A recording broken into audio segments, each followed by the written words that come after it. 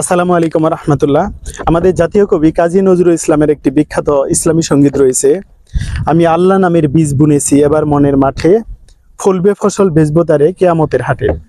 ঠিক এভাবেই নজরুল ইসলাম তার গানের মাধ্যমে অর্থাৎ ইসলামী গানের মাধ্যমে আল্লাহ তাআলার প্রতি যে ভালোবাসা এবং হজরত মোহাম্মদ সাল্লাহ সাল্লামের প্রতি যে ভালোবাসা এবং অনুরাগ সুন্দর করে দেখিয়েছেন।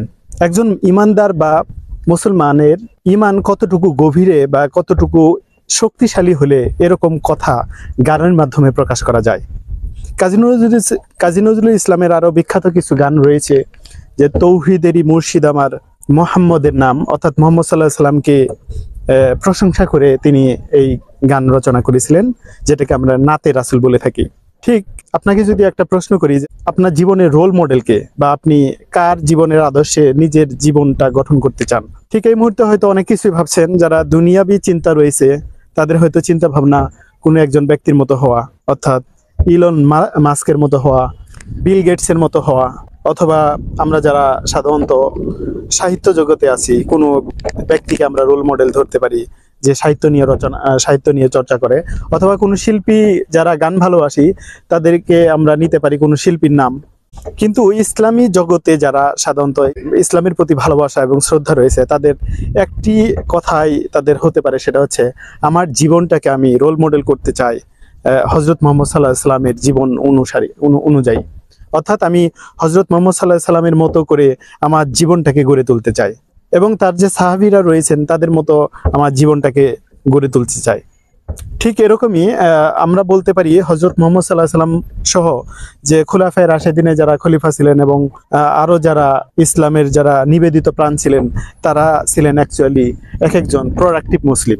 তো এই প্রোডাক্টিভ মুসলিম, হয়তো এই কথাটা অনেকের কাছে নতুন মনে হতে পারে যে প্রোডাক্টিভ মুসলিম আবার কেমন হয়, অর্থাৎ প্রোডাক্টিভ ল্যান্ড হতে পারে, মানে প্রোডাক্টিভ কোনো ভূমি হতে পারে, প্রোডাক্টিভ কোনো ট্রি হতে পারে, গাছ হতে পারে, বাট প্রোডাক্টিভ মুসলিম আবার কিভাবে হয়? দর্শক, এই ধারণাটা পেয়েছি আমি একটা বই থেকে, সেটা হচ্ছে মোহাম্মদ ফারিস কর্তৃক লিখিত একটা বই রয়েছে প্রোডাক্টিভ মুসলিম, এবং ইসলামী গ্রন্থ পর্যালোচনায় আজকে আপনাদের সাথে আমি আলোচনা করব। চলুন দেখি বইয়ের বিস্তারিত। তো বইটি পড়া শুরুর আগে আপনাদের একটি কথা স্মরণ করিয়ে দেই, আমরা আমাদের জীবনে জ্ঞান, শ্রম এবং দক্ষতা এবং প্রত্যেকটা মুহূর্তকে কাজে লাগাই সফল হওয়ার জন্য। তবে আসলে সেই সফলতাটা কি?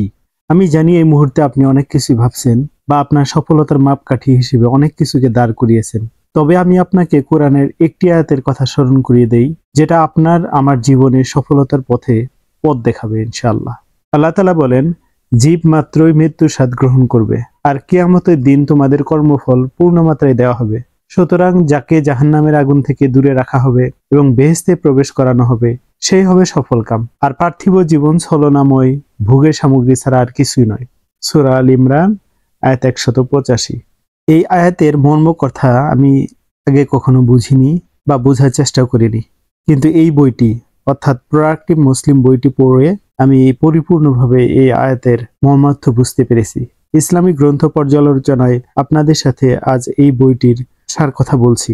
বইটির মূল লেখক মোহাম্মদ ফারিস একজন আন্তর্জাতিক মানের মুসলিম স্পিকার, একই সাথে তিনি একজন productivemuslim.com ওয়েবসাইটের প্রতিষ্ঠাতা এবং ইসলামী চিন্তাবিদ। 2016 সালে দুবাই সরকার তাকে ইসলামিক ইকোনমি অ্যাওয়ার্ড প্রদান করেছেন বিশ্ব ইসলামী অর্থনীতিতে অবদান রাখার জন্য। বইটির পুরো নাম দি প্রোডাক্টিভ মুসলিম হোয়ার ফেইথ মিটস প্রোডাক্টিভিটি, এবং এটি ভাষান্তর করেছেন ভাই মিরাজ রহমান ও হামিদ সিরাজি যৌথভাবে। আর বইটি গার্ডিয়ান পাবলিকেশন থেকে প্রকাশিত। চলুন দেখি বইয়ের বিস্তারিত। বইটি 239 পৃষ্ঠা বিশিষ্ট একটি বই, যেটি শুধু বই বললে ভুল হবে, বরং এটা একটি সাজেশন জীবন চলার পথে। এর অধ্যায় সংখ্যা 9টি, যেটি প্রোডাক্টিভিটির সংজ্ঞা দিয়ে শুরু ও মৃত্যু পরবর্তী প্রোডাক্টিভিটি দিয়ে শেষ। চলুন তবে সূচি দেখি।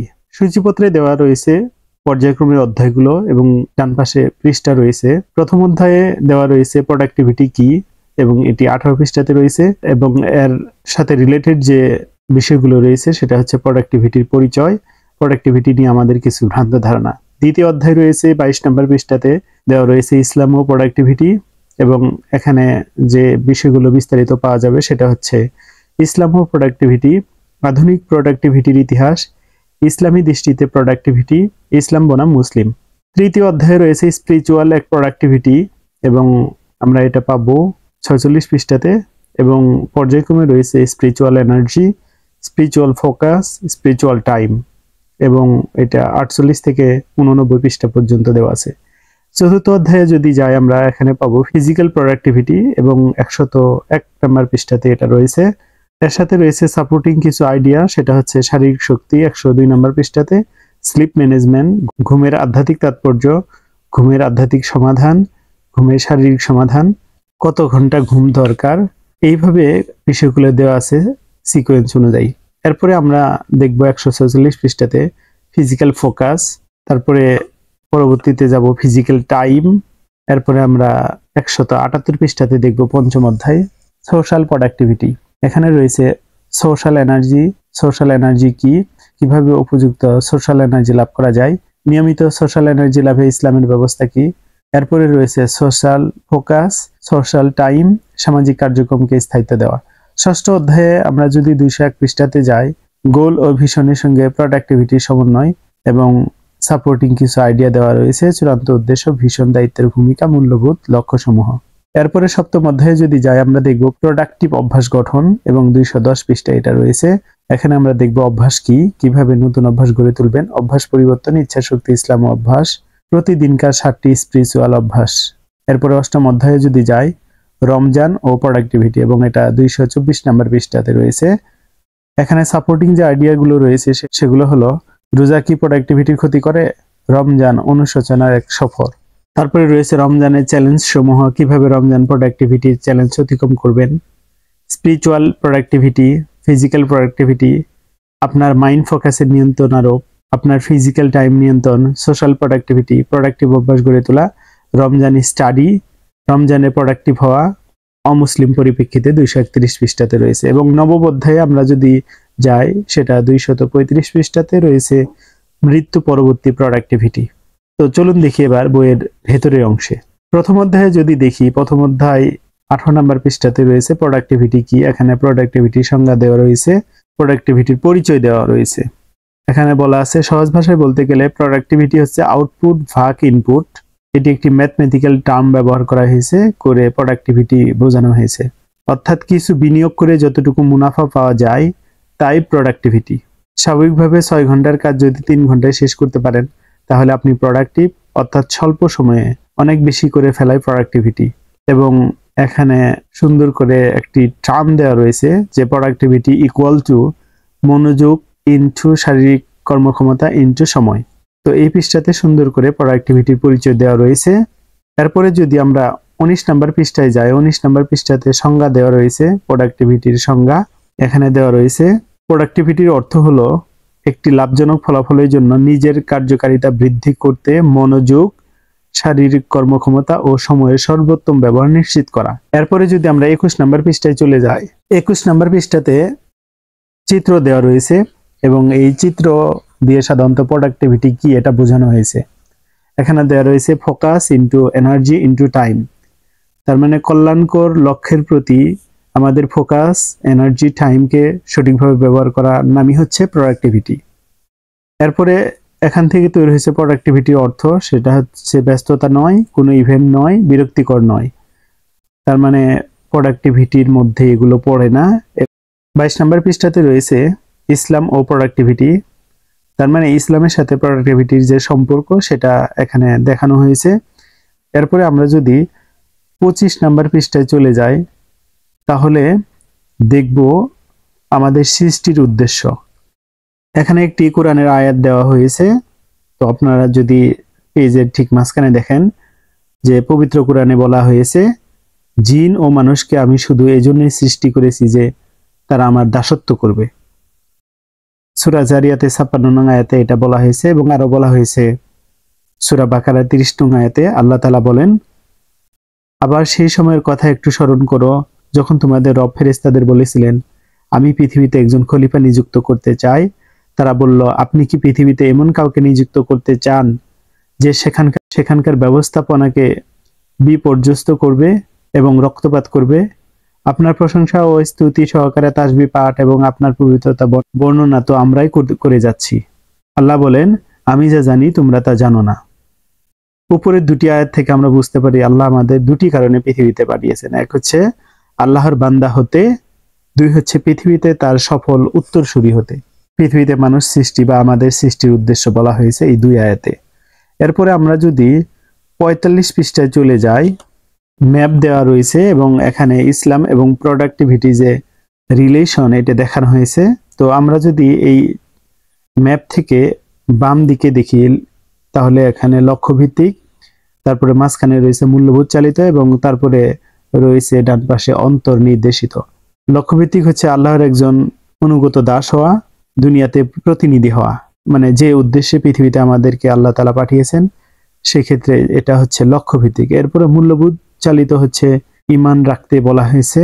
এরপরে আমরা যদি অন্তর্নির্দেশিত দেখি সেটা হচ্ছে পরিচর্যা প্রয়োজন যেটা, তারপরে ফোকাস করতে হবে আখিরাতে বিশ্বাস রাখা, তারপরে ঈমানের নিচে রয়েছে সিদক বা সত্যতা। এরপরে আমরা যদি আরেকটু এগিয়ে যাই সেটা হচ্ছে ইহসান, উৎকর্ষতা বা শ্রেষ্ঠত্ব। এরপরে প্রচলিত আমাদের যে ভুল ধারণা সেটাও দেওয়া রয়েছে, এখানে দেওয়া রয়েছে দুনিয়াকে উপেক্ষা করা উচিত, এটা আমাদের ভুল ধারণা। দোয়া করো সব ঠিকঠাক হয়ে যাবে, এটাও ভুল ধারণা। সঠিক পরিস্থিতিতে সবর করো, চেষ্টা না করে কেবল ধৈর্য ধরা, এটাও ভুল ধারণা। ধার্মিকতা মানে কেবল আনুষ্ঠানিক ইবাদত, যেটা ভুল ধারণা। সবকিছু ভাগ্যের লিখন, এটাও ভুল ধারণা। তো ইসলাম এবং প্রোডাক্টিভিটির বিষয়টা ঠিক সুন্দর করে ম্যাপের মাধ্যমে এখানে দেখানো হয়েছে। এরপরে আমরা তৃতীয় অধ্যায়ে যদি যাই, স্পিরিচুয়াল প্রোডাক্টিভিটি, এখানে আমরা দেখব যে এই স্পিরিচুয়াল প্রোডাক্টিভিটি জিনিসটা আসলে কি। এখানে সুন্দর করে বলা রয়েছে, মানুষ আল্লাহ ও তার রাসূলের দেখানো জীবনধারা মেনে জীবন পরিচালনা করলে সে তার সৃষ্টির উদ্দেশ্যের সাথে একটা যোগসূত্র খুঁজে পাবে, আর সেই চূড়ান্ত সফলতার ঘরে পৌঁছতে কর্মশক্তি, ফোকাস ও সময় সুযোগ লাভ করবে। স্পিরিচুয়াল দৃষ্টিভঙ্গি আমাকে সময়, ফোকাস ও কর্মশক্তির নতুন একটি দিক উন্মোচন করতে সাহায্য করবে এবং এর ফলে আমাদের স্পিরিচুয়াল এনার্জি লাভ হবে। তারপরে এই স্পিরিচুয়াল ফোকাস হবে এবং স্পিরিচুয়াল টাইমটাকে কাজে লাগানো যাবে। এরপরে আমরা যদি 48 নাম্বার পৃষ্ঠা এবং 49 নাম্বার পৃষ্ঠাতে চলে যাই তাহলে দেখব এখানে রয়েছে স্পিরিচুয়াল এনার্জি। স্পিরিচুয়াল এনার্জি বলতে এখানে আমরা বিশ্লেষণ করব সেটা হচ্ছে ইসলামের কিছু নির্দিষ্ট কনসেপ্ট কিভাবে বারাকার উৎস হতে পারে, যেমন তাকওয়া অবলম্বন করা। তাকওয়া ইসলামী মূল্যবোধের একটি মৌলিক ধারণা। তাকওয়া একজন মানুষকে তার জীবন নিয়ে ভিন্নভাবে ভাবার সুযোগ করে দেয় এবং পৃথিবীর কামনা বাসনা দাসত্ব থেকে তাকে মুক্ত রাখে। তাকওয়ার মিনিং হচ্ছে আল্লাহর প্রতি ভয় বা আল্লাহ ভীতি।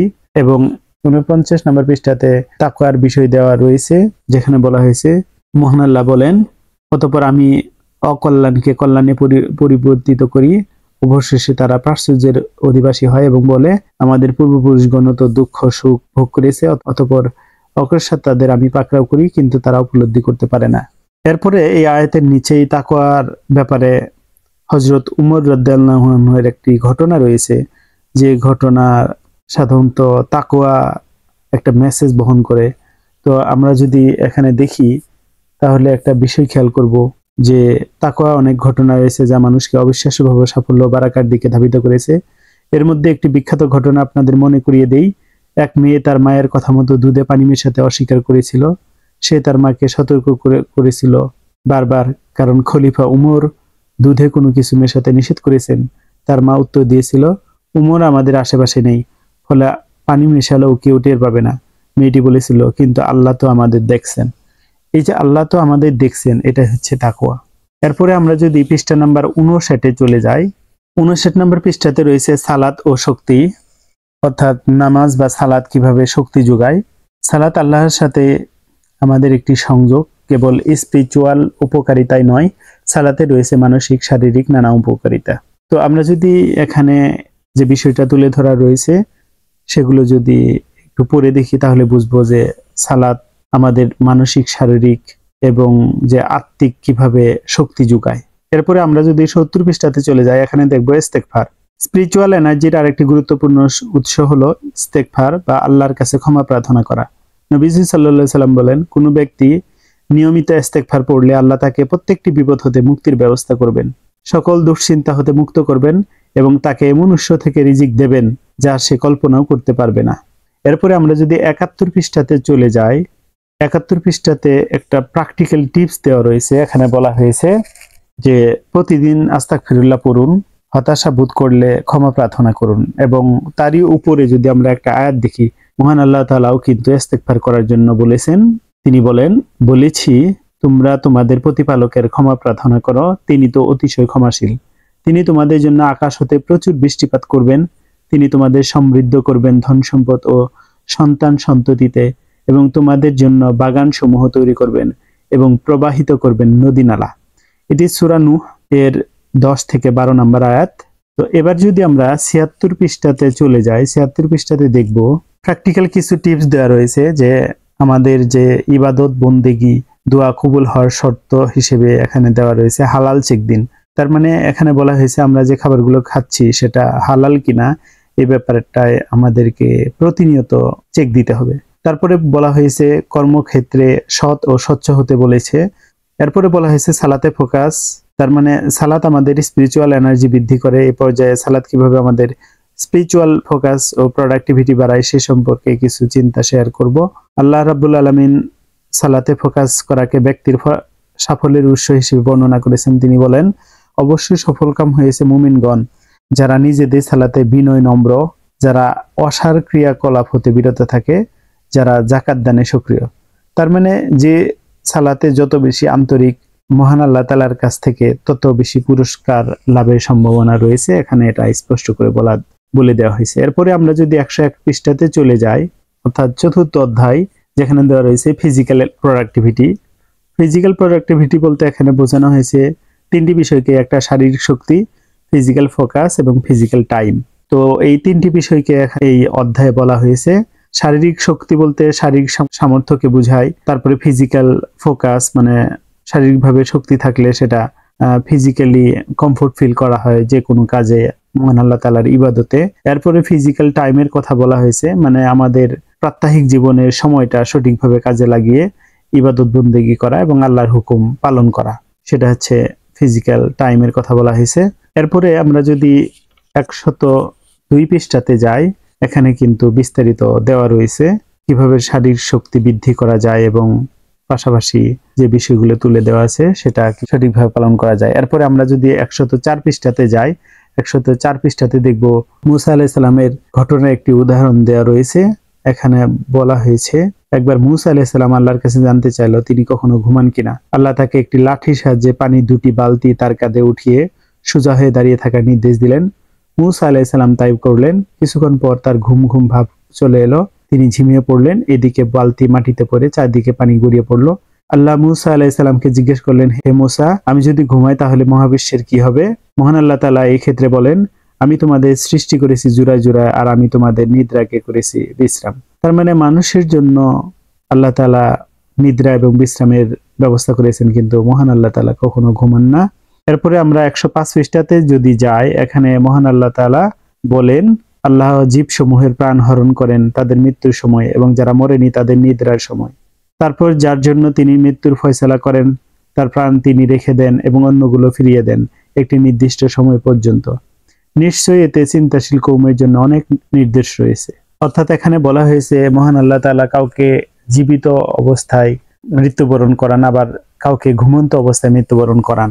এরপরে আমরা যদি 129 নং পৃষ্ঠাতে চলে যাই, এখানে দেওয়া রয়েছে নিউট্রিশন ম্যানেজমেন্ট এবং 3টি আয়াত দেওয়া রয়েছে। আমরা যদি একটি আয়াত পড়ি, নিউট্রিশন ম্যানেজমেন্টে মহান আল্লাহ তাআলা কোরআনের মধ্যে এইভাবে বলেন, হে মানুষ, তোমরা খাও জমিনে যা কিছু বৈধ ও পবিত্র খাদ্যবস্তু রয়েছে তা থেকে, আর তোমরা শয়তানের পদাঙ্ক অনুসরণ করো না, নিশ্চয়ই সে তোমাদের প্রকাশ্য শত্রু। এরপরে আমরা যদি 133 পৃষ্ঠাতে যাই, এখানে দেখব রোজা ও নিউট্রিশন। অর্থাৎ রোজা এবং নিউট্রিশনের মধ্যে যে সম্পর্ক রয়েছে, এখানে রোজার কথা বলা হয়েছে যে রোজা কিভাবে রাখতে হয়। রমজান মাসে রোজা ছাড়াও হযরত মুহাম্মদ সাল্লাল্লাহু আলাইহি ওয়াসাল্লামের সুন্নাহ ছিল যে মুসলিম হিসেবে প্রতি সপ্তাহে 2 দিন সোমবার ও বৃহস্পতিবার আমাদের রোজা রাখার পরামর্শ দেওয়া হয়েছে। নবীজির আমল থেকে আমরা এই বিষয়ে উৎসাহ পাই। সোমবার ও বৃহস্পতিবার আল্লাহর নিকট বান্দার আমল সমূহ পেশ করা হয়। এরপরে আমরা যদি 169 নং পৃষ্ঠাতে চলে যাই, তাহলে আমরা এখানে দেখব সকালবেলার রুটিন, মানে আমাদের সকালটা ঠিক কেমন ভাবে শুরু হওয়া উচিত বা কেমন হওয়া উচিত। এখানে দেওয়া রয়েছে আমাদের যে কোনো গুরুত্বপূর্ণ কাজ করার জন্য সকালে কোনো বিকল্প নেই। তাই সকালটা ভালো হওয়া উচিত। অধিকতর সফল মানুষেরা জানে সকাল সার্থক তো আপনার জীবনও সার্থক। তো 3টি কারণে সকালের সময়টা সর্বোচ্চ ব্যবহার আমাদের জন্য জরুরি এখানে দেওয়া হয়েছে। 1, দিনের এই সময়টাতে বারাকা নিহিত থাকে। 2, সাধারণত এটি দিনের সবচেয়ে শান্ত অংশ। 3 হচ্ছে এই সময়টাতে আপনার ইচ্ছা শক্তি সবচেয়ে বেশি থাকে, সেজন্য যে কোনো গুরুত্বপূর্ণ কাজ সকাল বেলায় করার জন্য পরামর্শ দেওয়া হয়েছে। 172 নম্বর পৃষ্ঠায় যদি যাই আমরা দেখব অলসতার ভয়াবহতা, মানে অলসতা কত ধরনের ডিজাস্টার জীবনে ডেকে নিয়ে আসে সেটা সুন্দর করে দেওয়া রয়েছে।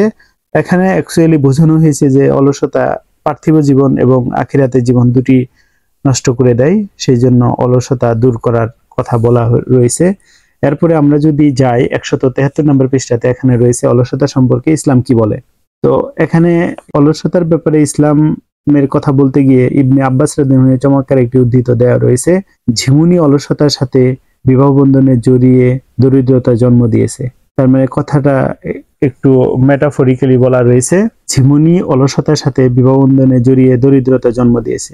নবীজি অলসতা এবং অলসতার একটি পার্শ্ব প্রতিক্রিয়া হিসেবে অভাব থেকে মুক্তির জন্য আল্লাহর কাছে সাহায্য চেয়ে বলতেন, হে আল্লাহ, আমি উদ্বেগ ও দুঃখ, দুর্বলতা, অলসতা, কৃপণতা, ভীরুতা, ঋণের বোঝা এবং মানুষের জবরদস্তির ব্যাপারে তোমার কাছে আশ্রয় চাই। এরপরে আমরা যদি 178 নম্বর পৃষ্ঠাতে যাই, এখানে দেখব সোশ্যাল প্রোডাক্টিভিটি।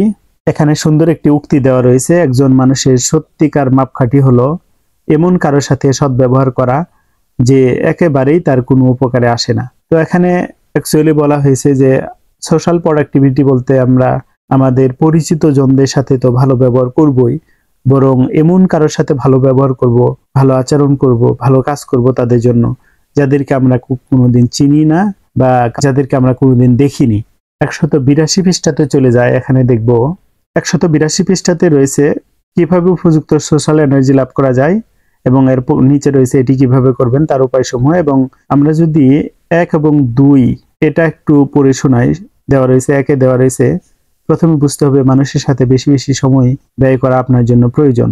আপনার জীবনে উদাসীনতা শক্তির ঘাটতি মূলত সামাজিক উদ্দীপকের অভাবের কারণেই। 2, কাদের সাথে সংযুক্ত হতে চান তা নির্ধারণ।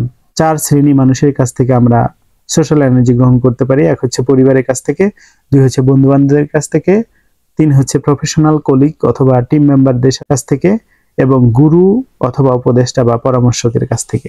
এটা এখানে দেওয়া রয়েছে। এরপরে আমরা যদি 190 পৃষ্ঠায় যদি যাই, আমরা এখানে একটি বিষয় খেয়াল করব, সেটা হচ্ছে একটি চিত্র দেওয়া রয়েছে এবং এই চিত্রের মধ্যে আমরা কিভাবে মানুষের উপর প্রভাব ফেলতে পারি সেটা হচ্ছে কারা আমাদের কথা শুনবে, কতটুকু শুনবে, কতটুকু মেনে চলবে সেটা দেওয়া রয়েছে। এখানে 2টি গোলবৃত্ত দেওয়া রয়েছে এবং মাঝখানে দেওয়া রয়েছে প্রভাব বলয় এবং বাইরে রয়েছে উদ্বেগ বলয়। এখন এখানে প্রভাব বলয় এবং উদ্বেগ বলয় সুন্দর করে ব্যাখ্যা দেওয়া রয়েছে। এখানে প্রভাব বলয় বলতে সাধারণত বোঝানো হয়েছে আপনার পরিবার, বন্ধু, সহকর্মী, দলের সদস্য প্রমুখ সহ যাদের আপনি প্রভাবিত করতে পারেন সহজেই, এমন লোকগুলো অন্তর্ভুক্ত। উদ্বেগ বলয় হচ্ছে এমন মানুষজন যাদের ব্যাপারে আপনি উদ্বিগ্ন কিন্তু তাদের খুব একটা প্রভাবিত করতে পারবেন না, যেমন মনে করুন দারিদ্র্য সীমার নিচে জীবন যাপন করা পৃথিবীর 1.5 মিলিয়ন মানুষ। অর্থাৎ প্রভাব বলয় বলতে আপনি আপনার আশেপাশে পরিবার, আত্মীয় স্বজন যাদেরকে কোনো কথা বললে তারা মানবে এবং মানাতে আপনি পারবেন, তারা হচ্ছে প্রভাব বলয় অন্তর্ভুক্ত এবং তাদেরকে ইসলামী যে কোনো রীতিনীতির ব্যাপারে তাদের উৎসাহিত করতে পারেন ইজিতেই। এবং বাইরে যারা রয়েছে উদ্বেগ বলয়, তাদেরকে আপনার নিয়ন্ত্রণের অনেকেই বাইরে রয়েছেন এবং আপনি চেষ্টা করলে হয়তো তাদেরকে নিয়ন্ত্রণে রাখতে নাও পারেন। এরপরে আপনারা যদি 6ষ্ঠ অধ্যায়ে যান 201 পৃষ্ঠাতে, তাহলে আপনারা দেখবেন গোল ও ভিশনের সঙ্গে প্রোডাক্টিভিটি সমন্বয়। এখানে গোল ও ভিশন এর সঙ্গে প্রোডাক্টিভিটির কেমন রিলেশন বা সমন্বয়টা আছে সেটা এখানে দেখানো হয়েছে সুন্দর করে। আমরা যদি এরপরে 210 পৃষ্ঠাতে চলে যাই, এখানে দেখব প্রোডাক্টিভ অভ্যাস গঠন। এখানে সুন্দর একটি কথা বলা রয়েছে, বলা হয়েছে আজকে কিছু করা এবং অনুরূপ আগামীকাল সংগ্রহ করাই হচ্ছে জ্ঞানের মূল বিষয়। আর এভাবে একজন মানুষ প্রজ্ঞাবান হয়ে ওঠে, কেননা নদী ধারা কতগুলো পানি ফোটার একত্রীকরণ ছাড়া কিছু নেই, এটি সময়ের মূল্য বোঝাতে গিয়ে বলা হয়েছে। তো এখানে প্রোডাক্টিভ অভ্যাস গঠনের কয়েকটি বিষয় দেওয়া রয়েছে, ধাপ দেওয়া রয়েছে। নিচে আমরা যদি দেখি যে আমি ফজরের জন্য ঘুম থেকে উঠবো নাকি উঠবো না, আমি কোরআন পড়বো নাকি পড়বো না, আমি ব্যায়াম করব নাকি করব না, আমি আজ রোজা রাখবো নাকি রাখবো না, সকালে আমার গুরুত্বপূর্ণ কাজটিতে আমি মনোনিবেশ করব নাকি করব না। এই হচ্ছে প্রোডাক্টিভ অভ্যাস গঠনের কিছু নিজেকে নিজে প্রশ্ন করা এবং নিজেই তার উত্তর খুঁজে নেওয়া চেষ্টা করা।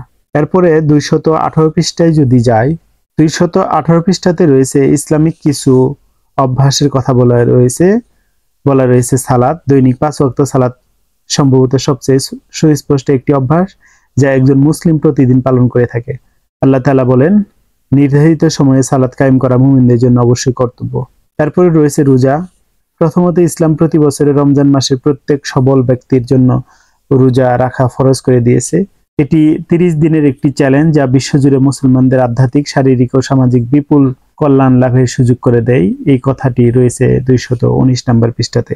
এরপরে আমরা যদি যাই নিচের দিকে 219 নম্বর পৃষ্ঠার দেওয়া রয়েছে আউযুবিল্লাহি মিনাশ শাইতানির রাজিম বলে আশ্রয় প্রার্থনা করা। এখানে বলা রয়েছে সুলাইমান ইবনুল সুরদ রাদিয়াল্লাহু আনহু থেকে বর্ণিত, একবার নবীজির সম্মুখে 2 ব্যক্তি গালাগালি করছিল। আমরাও তার কাছেই বসেছিলাম। তাদের একজন অপরজনকে এত রেগে গিয়ে গালি দিচ্ছিল যে তার চেহারা রক্তিম হয়ে গিয়েছিল। তখন নবীজি সাল্লাল্লাহু আলাইহি সাল্লাম বললেন, আমি একটি কালিমা জানি, যদি এই লোকটি তা পড়তো তাহলে তার রাগ দূর হয়ে যেত। অর্থাৎ যদি লোকটি আউযুবিল্লাহি মিনাশ শাইতানির রাজিম পড়তো, তখন লোকেরা সেই ব্যক্তিকে বলল, নবীজি কি বলেছেন তা কি তুমি শুনেছো? সে বলল, আমি নিশ্চয়ই পাগল নই। তো এটি সহিহ বুখারীর 6115 নম্বর একটি হাদিস। অর্থাৎ যখন আমাদের রাগ উঠবে তখন আমরা আউযুবিল্লাহি মিনাশ শাইতানির রাজিম পাঠ করব, তাহলেই আল্লাহ তাআলার ইচ্ছা অনুযায়ী রাগ দূর হয়ে যাবে।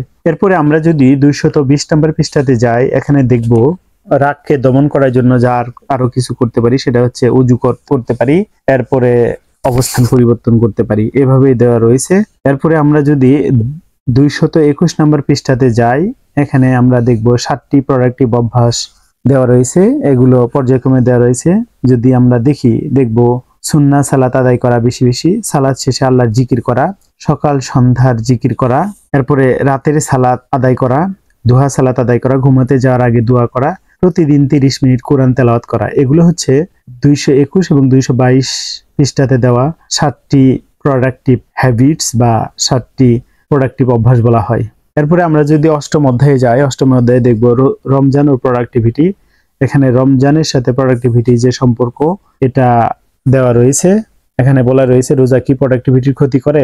রোজা ও প্রোডাক্টিভিটির মধ্যে কিছু মজার যোগসূত্র আছে যা আমরা হয়তো উপলব্ধি করতে পারি না। রোজা আপনার ভেতরের লক্ষ্য, উদ্দেশ্য ও কর্তব্যের চেতনাকে জাগিয়ে দেয়। এটি আপনার সময় ও শক্তি বুঝে স্মার্ট চয়েস করতে বাধ্য করে এবং আপনাকে তুচ্ছ ও সময় নষ্টকারী জিনিসগুলো এড়িয়ে চলতে সাহায্য করে। তো রোজা আমাদেরকে বা রমজান আমাদেরকে কিভাবে প্রোডাক্টিভ বানায়, কয়েকটি বিষয় দেওয়া রয়েছে। এখানে বলা আছে আপনি আচরণ ও চিন্তা ভাবনা সম্পর্কে আরো সচেতন হন, হ্যাবিট ব্রেকিং সহজ হয়, রোজা বেশ কিছু কমন টাইম কিলার হ্রাস করে, রোজা একাগ্রতা ও ফোকাস বৃদ্ধি করে, রোজা দেহের নিরাময় ও কর্মপ্রণালীর পুনর্গঠনের সুযোগ করে দেয়। এরপরে আমরা যদি 226 নম্বর পৃষ্ঠাতে দেখি, 226 নম্বর পৃষ্ঠাতে দেওয়া রয়েছে রমজান অনুশোচনার এক সফর।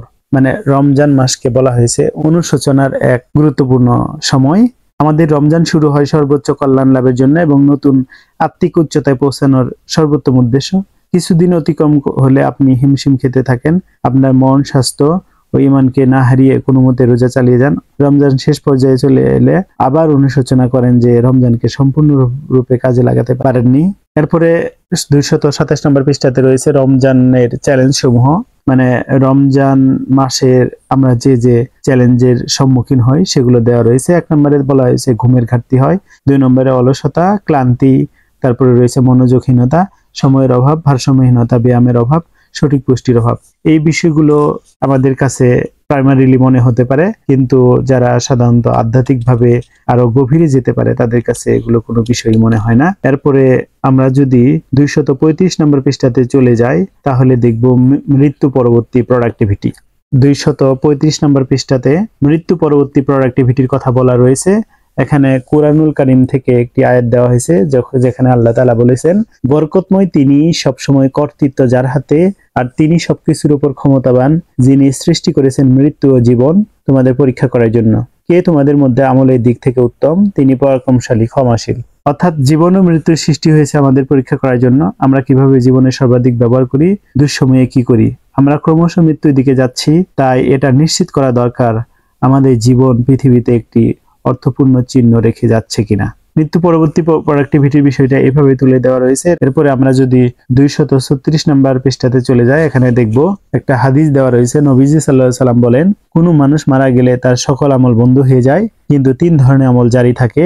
এক হচ্ছে সাদাকায়ে জারিয়া, যেটাকে বলা হয় চলমান সাদাকা। 2 নম্বর হচ্ছে ইলম, ওই ইলম যা দ্বারা অন্য লোক উপকৃত হয়, এবং 3 নম্বরে হচ্ছে নেক সন্তান, যে তার জন্য দোয়া করে। এটা হচ্ছে মৃত্যু পরবর্তী প্রোডাক্টিভিটি।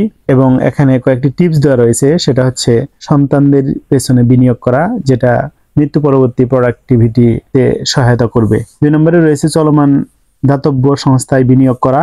3 নম্বরে বলা হয়েছে নিজের প্রতি বিনিয়োগ করা। এখানে নিজের প্রতি বিনিয়োগ বলতে উপকারী জ্ঞান অর্জন করুন, যা অন্যদের শিক্ষা দিতে পারেন, সবার সাথে শেয়ার করতে পারেন, একটি ব্লগ চালু করতে পারেন যা আপনাকে তৎপর রাখবে, একটি বই লিখুন, উপকারী ভিডিও তৈরি করে অনলাইনে শেয়ার করুন, একটি লিগেসি উইল রেখে যান, যাতে আপনি মারা গেলেও আপনার কথা জীবন্ত থেকে যায়।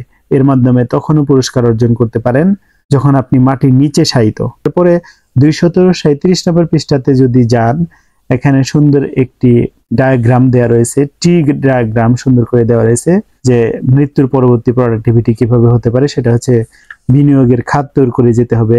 এক হচ্ছে আপনার সন্তান সন্ততি তাদের দ্বীনি শিক্ষা শিক্ষিত করে রাখতে হবে। তারপরে বলা রয়েছে সাদাকায়ে জারিয়া, যেটাকে নিরবিচ্ছিন্ন দান বলা হয়, এবং আপনি এর জন্য গড়ে তুলতে পারেন মসজিদ, বিদ্যালয়, ইয়াতিমখানা, কূপ অথবা পানির ট্যাঙ্ক।